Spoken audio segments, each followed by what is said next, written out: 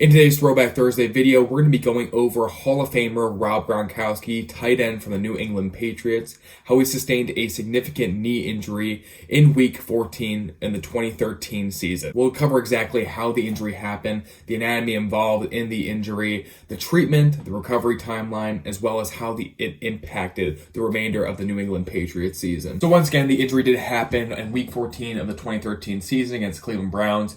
This was late in the game. Gronk went up to secure a catch near the end zone when the defender made contact to his lower body here, creating a violent knee collapse. And that's when everything went wrong for Rob. So this direct blow to the knee that was seen right here, obviously a little bit blurry. This is a classic for a combined ACL and MCL injury. It's hard to tell the mechanics of this injury due to the quality of this video. However, you can tell that as that Browns player comes and makes contact with Rob Gronkowski's right knee, you can tell that the knee starts to kind of bend awkwardly. To draw it out, you can see that there is probably a significant valgus stress coming towards this knee here because of that force that the defender provided going into the knee, also creating maybe a hyperextension moment. That combination of their valgus stress as well as that hyperextension of that knee, typically movements that the knee should not be able to do with that significant amount of motion, that will lead to extreme amount of stress, especially on that ACL, anterior cruciate ligament,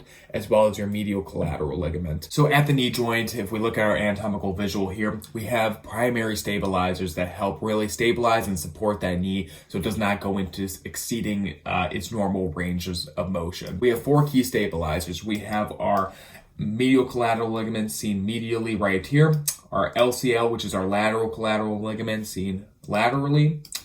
We have more posteriorly, we have our PCL coming from the femur and then coming back towards and attaching to that tibia.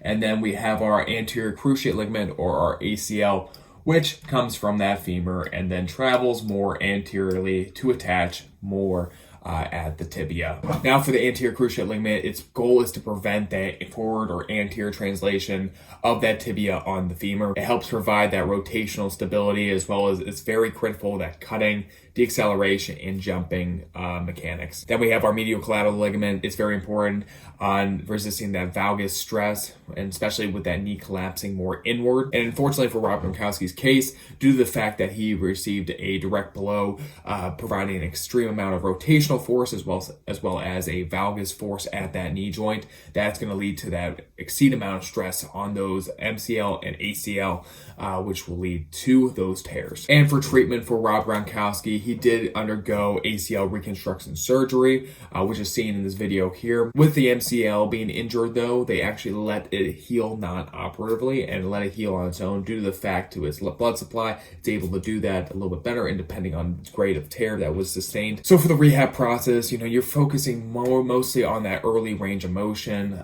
progressive strengthening of the quadriceps, the hamstrings, as well as your glutes, and then gradual return to that running, cutting, and specific football type movements that Rob Gronkowski had to master before he got back to playing in the NFL. The typical recovery timeline for an ACL reconstruction surgery is that 9 to 12 months. However, for the MCL healing, it probably takes about 6 to 8 weeks.